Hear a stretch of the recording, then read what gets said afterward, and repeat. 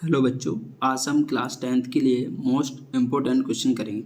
देखिए, आपको इस सवाल की लैंग्वेज बड़ी लग रही हो, पर यह सवाल कठिन नहीं है। आप पढ़ेंगे एक बार और ये सवाल तुरंत हो जाएगा। ठीक है, देखिए क्या है। एक सीधा राजमार्ग एक मीनार के पाद तक जाता है। ठीक है, कहने का मतलब वैसी चित्र बनाई, एक ये मीनार है। ठीक है, इसका पाद बिंदु नीचे वाला ही होगा। ठीक, एक सीधा मार्ग आएगा, ऐसे ही आएगा भाई, ये सीधा मार्ग आ गया। ठीक है, कहाँ तक जाता है? मीनार के पाद बिंदु तक। ये क्या होगा? मीनार का पाद बिंदु। ठीक है, यहाँ पे देखिए, आगे पढ़िए। मीनार के शिखर पर, ठीक है, खड़ा एक आदमी। उसकी जो मीनार है, इसके शिखर पे एक क्या खड़ा है? आदमी। एक कार को 30 डिग्री के अवनमन कोण पर देखता है। कहने का मतलब यहाँ पर क्या है? ये कार है। ठीक है, और यहाँ पर आदमी है मीनार के ऊपर। देखिए, अवनमन कोण क्या होता है? जब कोई व्यक्ति ऊपर से नीचे देखे तो वो कोण क्या कहलाएगा? अवनमन कोण। तो ये देख रहा है ऐसे नीचे की ओर, और कितने डिग्री का कोण बन रहा है? 30। तो आप यहाँ पे क्या लिख देंगे? 30 डिग्री। ठीक है, आगे बढ़िए। अवनमन कोण पर देखता है, जो कि मीनार के पाद बिंद की ओर समान चाल से जाता है। कहने का मतलब ये कार है, ये कहाँ जा रहा है? मीनार की पाद बिंद की ओर। ठीक है, अब देखिए 6 सेकंड बाद कार का अवनमन कोण। कहने का मतलब कार थी, वो 6 सेकंड में सपोज यहाँ तक आ गई। ठीक, अब उस आदमी ने देखा कार को, तो उसका अवनमन कोण कितना बनता है? 60 डिग्री। ठीक है, तो यहाँ से यहाँ तक का जो समय होगा कितना होगा? 6 सेकेंड। ठीक है, अब देखिए, इस बिंदु से मीनार के पाद तक पहुँचने में कार द्वारा लिया गया समय ज्ञात कीजिए। कहने का मतलब अब यहाँ तक पहुँच गया, अब यहाँ तक, यहाँ से यहाँ तक मीनार के पाद बिंदु तक पहुँचने में समय कितना लगेगा, ये आपको लिखाना। तो मैं ये टी मान लेता हूँ। ठीक है, और ये क्या है? मीनार की ऊंचाई h। ठीक है, इससे मान लीजिए a, इससे मानिए b, इससे मान लीजिए c, इससे मानिए d। ठीक है, अब आप समझ गए। देखिए, मैं आपको एक ट्रिक बताता हूँ, लाल बटे कक्का, जिससे आपको समझ में आ जाएगा कि आप यहाँ पर कॉस लेंगे कि टैन लेंगे कि साइन लेंगे। आपको रटना नहीं है भाई। ठीक है, आपको बस समझना है, रटना बिल्कुल नहीं। ठीक है, अब देखिए, L/K से लम बटे कड़, ये क्या होता है? साइन। जैसे A/K, ये क्या होता है? कॉस। L/A लम बटे आधार, ये क्या होता है? टैन। ठीक है, अब देखिए, यहाँ पर ये 90 डिग्री का कोण बन रहा है। 90 डिग्री के सामने वाली भुजा हमेशा क्या होती है? कड़। ठीक है, तो त्रिभुज देखिए ABC में, त्रिभुज ABC में।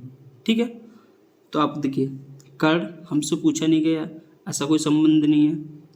H और T में संबंध, ये क्या है? लंब, जो कोण दे रखा है उसके सामने वाली भुजा लंब कहलाती है, और शेष भुजा क्या बची? आधार। एक चीज़ ध्यान रखिए, जो 90 डिग्री का कोण बनता है उसके सामने वाली भुजा हमेशा कड़ ही कहलाती है। ठीक है, तो लंब और आधार में क्या संबंध होता है? टैन। तो लगा दीजिए टैन 60 बराबर, जो लंब है कितना? H, आधार कितना है? T। ठीक है, टैन 60 का मान कितना होता है? √3 H/T। ठीक है, देखिए, इसके नीचे 1 मान लीजिए, क्रॉस मल्टीप्लाई करिए। देखिए, H का गुणा 1 से करेंगे तो H ही रहेगा, T का गुणा √3 से करेंगे तो √3 × T। इसे समीकरण नंबर फर्स्ट मान लीजिए। अब देखिए आगे, आपको एक त्रिभुज और दिख रहा है ABD। ठीक है, इसमें भी कौन सा? ये 90 डिग्री है। तो कहने का मतलब इसके सामने वाली भुजा यही है, ये भी कड़ होगी, और ये भुजा ये एंगल दे रखा है तो ये लंब होगा, और यहाँ से यहाँ तक की भुजा क्या कहलाएगी? आधार। ठीक, तो त्रिभुज लिख लीजिए, त्रिभुज ए बी डी में। ठीक है, क्या करना है आपको, अब देखिए लंब है और आधार है तो लगाएंगे क्या, tan। तो tan 30। ठीक है, लंब कितना, h। अब देखिए आधार कितना है, यहाँ से यहाँ तक का ये 6 सेकेंड है और प्लस t, तो आप क्या करेंगे 6 प्लस t, आपको जोड़ेंगे यहाँ से यहाँ तक की, यहाँ से यहाँ तक तो 6 सेकेंड है, यहाँ से यहाँ तक t माना, तो कुल कितना हो जाएगा 6 प्लस t। अब देखिए tan 30 का मान होता है 1/√3, ये मान आप याद कर लीजिए, h अपॉन 6 प्लस t। ठीक है, अब देखिए h का मान रख दीजिए उठा के या फिर क्रॉस मल्टीप्लाई करिए, 6 प्लस t 1 से गुणा करेंगे इसमें तो रहेगा इतना ही, इसका करिए √3h। ठीक है, अब यहाँ से उठा के h का मान यहाँ रख दीजिए, तो h बराबर √3, इसे समीकरण नंबर 2 मान लीजिए, √3t रखने पर। ठीक है, तो रखिए 6 प्लस t √3, h कितना है √3t। ठीक है, अब देखिए 6 प्लस t, अब देखिए √3 जब भी आपको √3 ये कितना हो जाएगा 3, ऐसे आपसे पूछा जाए √2 कितना हो जाएगा 2। अब देखिए हो कैसे जाता है वो भी बता देता हूँ मैं, जैसे √2 ये है, अगर ये 2 बार लिखा है तो इसका वर्ग हो जाएगा।